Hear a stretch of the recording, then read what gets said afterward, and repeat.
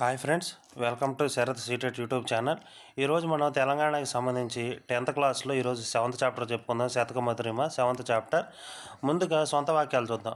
బాసిల్లు అంటే సంతోషించు అనమాట, లేదంటే ఆనందపడు, సుఖ సంపదలతో బాసిల్లాలి అంటే వర్ధిల్లాలన్నమాట, ఎల్లప్పుడూ సుఖ సంపదలతో ఉండాలని అర్థం అనమాట. ఉద్బోధించు, ఉద్బోధించు అంటే ప్రసంగించు, లేదంటే దేని గురించి అన్నా దేనికి సంబంధించినటువంటి సమాచారమైనా మాట్లాడటం అనమాట. వివేకానందుని మాటలు ప్రజలను ఉద్బోధించాయి అంటే ప్రజలను ప్రోత్సహించాయి అని అర్థం అనమాట. దైన్య స్థితి అంటే చెడు పరిస్థితి అనమాట, అంటే బాధల్లో ఉండటం. ప్రజల దైన్య స్థితిని తొలగించేలా ప్రభుత్వం చర్యలు తీసుకోవాలి. అంతే కదా, ప్రజలు పేదరికంలో ఉన్నప్పుడు వాళ్ళని మెరుగుపరచడానికి ప్రభుత్వం అనేది చర్యలు తీసుకోవాలి. నరరూప రాక్షసుడు అంటే రాక్షసులు తెలిసిందే కానీ మీకు, ఉగ్రవాదులు నరరూప రాక్షసులు.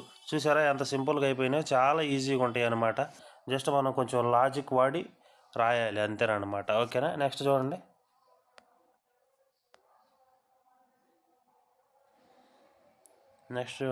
పర్యాయ పదాలు. పర్యాయ పదాలు చూడండి. పర్యాయ పదాల్లో ఒక్క నిమిషం. పర్యాయ పదాలు చూడండి. అడవిలో ఏనుగుల గుంపు ఉన్నది. ఆ గుంపులో ఒక గజము నాయకత్వం వహిస్తున్నది. ఆ కరి తన గుంపులో నాగములను రక్షిస్తుంది. చూసారా, ఏనుగన్న, గజము అన్న, కరి అన్న మొత్తం ఒకటేనమాట. అవి పర్యాయ పదాలు. స్నేహితులతో నిజాయితీగా ఉండాలి. ఆ నిజాయితీ ఎంతో మిత్రులను, ఆ నెచ్చెలులే మనకు నిజమైన సంపద. నెచ్చలి, మామూలుగా నెచ్చలు అని ఉంది కదా, నెచ్చలి అన్నా సరే స్నేహితుడు అనమాట. స్నేహం నెచ్చలి అంటే. ఓకేనా, తర్వాత చూడండి. చూద్దాం. ఏముందో చూడండి. ఇంకా పర్యాయ పదాలు ఉన్నాయి. రాజుల వీరత్వానికి చిహ్నం కృపాణం. కృపాణం అంటే కత్తి అనమాట. తర్వాత చూడండి, వారు కత్తి సాముతో నైపుణ్యానికి ఎక్కువ ప్రాధాన్యం ఇస్తారు. ఆశి అన్న వారే కత్తి అని అనమాట. ఆశతో రాజులు శత్రువులపై విజయం సాధిస్తారు. బంగారం అంటే అందరికీ ఇష్టం, అందుకే కనకం కొనడానికి అందరూ ఆసక్తి చూపుతారు. ఆ స్వర్ణంతో స్వర్ణకారుల దగ్గరకు వెళ్ళి తమకు నచ్చిన పసిడి ఆభరణాలను తయారు చేయించుకుంటారు. కనకం అన్న, బంగారం అన్న, స్వర్ణం అన్న, పసిడి అన్న, పుత్తడి అన్న బంగారం అన్నమాట. నెక్స్ట్ చూడండి, ప్రకృతులు వికృతులు చూడండి. దశ ఉంది. దశ అంటే దిశ అంటే డైరెక్షన్ అనమాట. డైరెక్షన్. దశ అంటే డైరెక్షన్, దిశ. సముద్రం అంటే సాంద్రం, తెలుసు కదా మీ అందరికీ, ఓషన్. రాయడు అంటే రాజు అంటే తెలిసిందే కదా, కింగ్. రాజు అంటే రేడు అని కూడా వస్తుంది వికృతి, కానీ ఇక్కడ వేరేది ఉంది. రాజు అంటే రేడు అనమాట. ఓకేనా, నెక్స్ట్ చూద్దాం. వ్యాకరణాంశాలు ఉన్నాయి.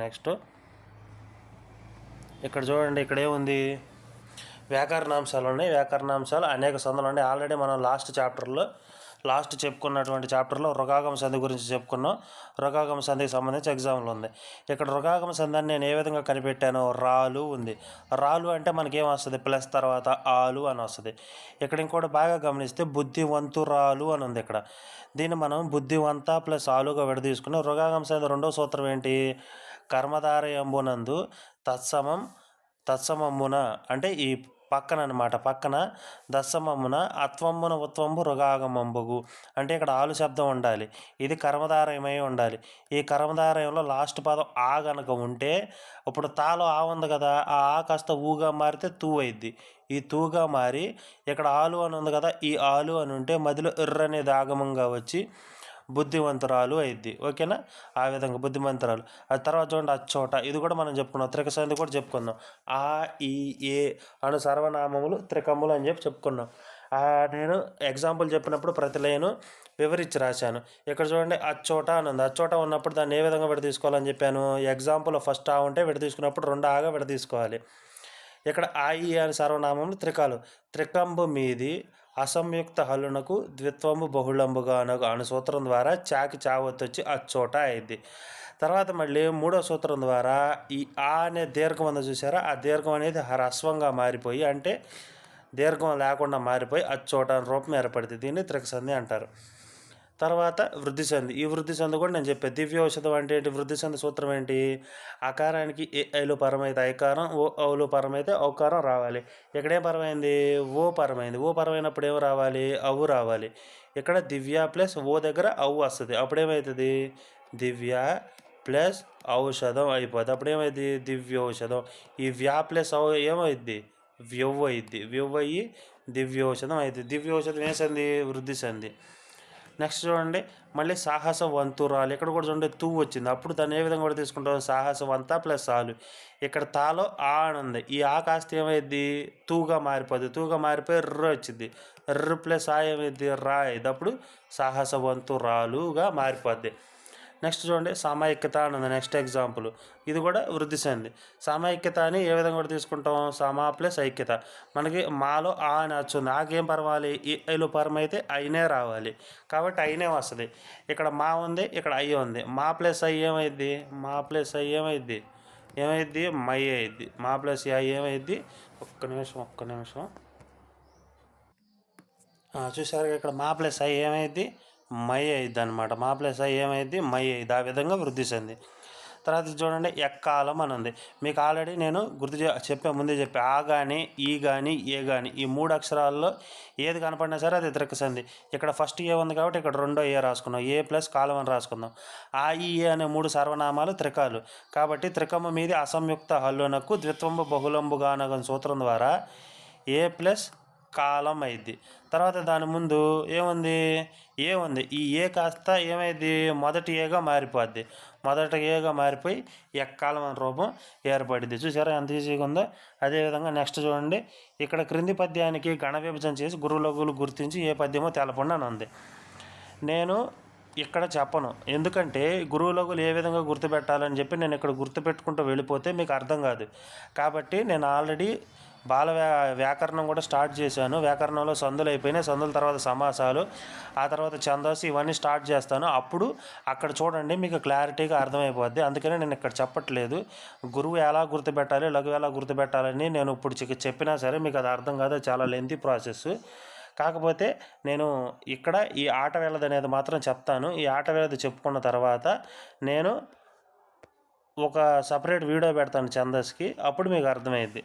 ఆట వేళది మామూలుగా చూడండి, చాలా సింపుల్గా చెప్తాను, ఈజీగా చెప్తాను.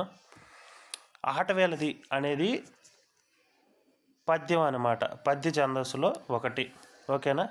మనకి పద్యాల్లో ఛందస్సులో వృత్తాలని, జాతులని, ఉపజాతులని ఉంటాయి.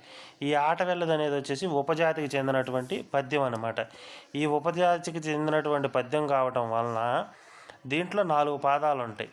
తర్వాత ప్రతి పాదంలో 5 గణాలు ఉంటాయి. అయితే మీకు ఇక్కడ చూడండి, 3వ పాయింట్ చూడండి.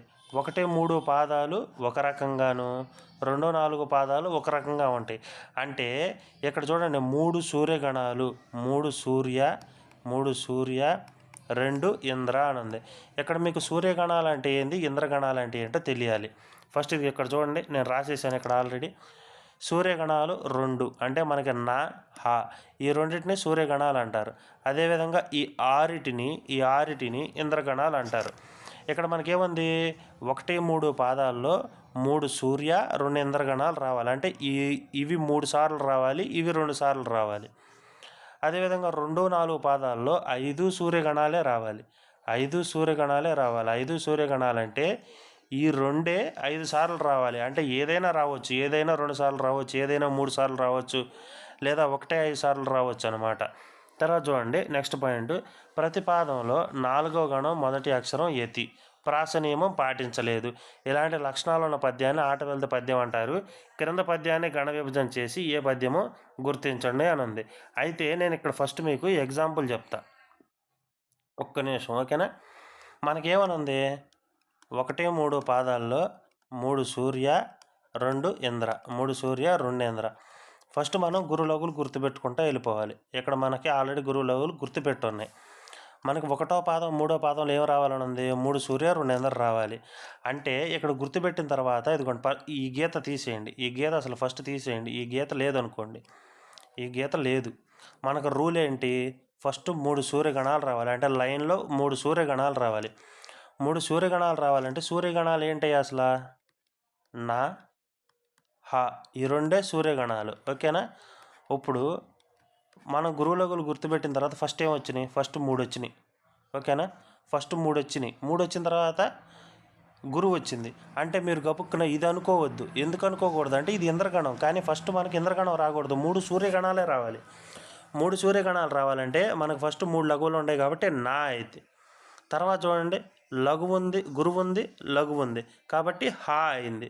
అదేవిధంగా మనకు మళ్ళీ సూర్యగణమే రావాలి కాబట్టి గురువు లఘువు ఉంది కాబట్టి 3వ సూర్యగణం. ఆ తర్వాత మనకి ఏం రావాలి? 2 ఇంద్రగణాలు రావాలి. 2 ఇంద్రగణాలు రావాలంటే ఏం రావాలి? ఇంద్రగణాలంటే నల, నగ, సల, భ, ర, త వీటిని సూర్యగణాలు అంటారనమాట. ఇవి ఏ విధంగా గుర్తుపెట్టుకోవాలంటే చెబుతాను చూడండి. నా ఉంది కదా, ఇక్కడ నా అంటే 3 లఘువులను గుర్తుపెట్టుకున్నాం. తర్వాత లా ఉంటే లఘువు 3, నా అంటే ఏంది 3 లఘువులు, గా ఉంటే గురువు. ఇక్కడ సా ఉంది, సా ఉంటే ఏం పెట్టుకోవాలి సార్ అని కన్ఫ్యూజ్ అవ్వద్దు. సా ఉంటే ఏంటంటే 2 లఘువులు గురువు లఘువు అయింది అనమాట, ఓకేనా. తర్వాత బా ఉంటే 2 లఘువులు గురువు అనమాట. ఆ తర్వాత రా ఉంటే చూడండి, ఆల్రెడీ నేను కింద రాశాను, ఎందుకే కన్ఫ్యూజ్ అవుతారని చెప్పి నేను కింద రాశాను ఆల్రెడీ. తర్వాత రా ఉందనుకోండి గురువు లఘువు గురువు, అదే తా ఉందనుకోండి 2 లఘువులు గురువు అనమాట. ఇప్పుడు మనకి 2వ పాదంలో 4వ పాదంలో ఏం రావాలి? 2, 4 పాదాలు 5 సూర్యగణాలే రావాలి. ఇక్కడ మన గురువు లఘువులు గుర్తుపెట్టినప్పుడు ప్రతిసారి ఒక గురువు లఘువు వచ్చింది. గురువు లఘువు అంటే మనకి హా గుర్తుపెట్టాలన్నమాట. ఇప్పుడు ఈ 2 పాదాలు అర్థమైనాయి కదా. మళ్ళీ అదేవిధంగా 3వ పాదం 4వ పాదం చెబుతాను చూడండి. మనకు రూల్ ప్రకారం 3వ పాదంలో కూడా 3 సూర్య 2 ఇంద్రగణాలు రావాలి. ఇప్పుడు ఇక్కడ ఫస్ట్ మనకి సూర్యగణం వచ్చింది, కరెక్ట్. మళ్ళీ సూర్యగణం వచ్చింది, మళ్ళీ సూర్యగణం వచ్చింది. తర్వాత ఏం రావాలి? 2 ఇంద్రగణాలు రావాలి. అంటే వీటిలో ఉన్నాయి 2 రావాలి.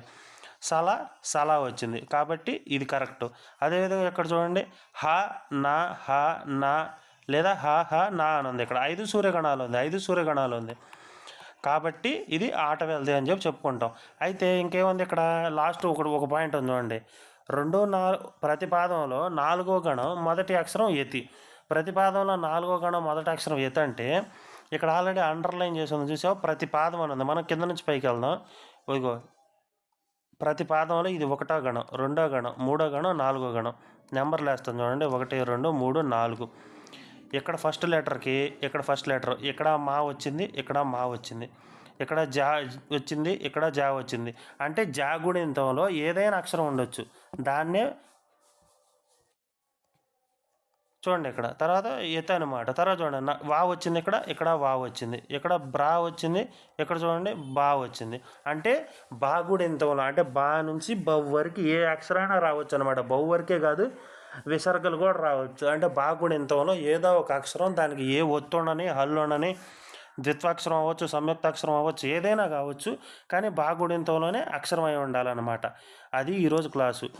నెక్స్ట్ చూద్దాం, దీని తర్వాత ఇంకేదన్నా ఉందేమో. అంతేను, శతకమధురం పాఠం అయిపోయింది వ్యాకరణం.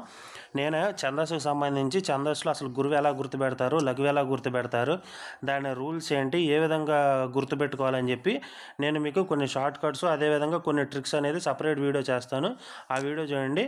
ఈరోజు క్లాసు ఇంతేను. తర్వాత మన వీడియో చూస్తున్న ప్రతి ఒక్కళ్ళు లైక్ చేయండి, షేర్ చేయండి, సబ్స్క్రైబ్ చేయండి, అదేవిధంగా వీడియో కింద కామెంట్ చేయండి.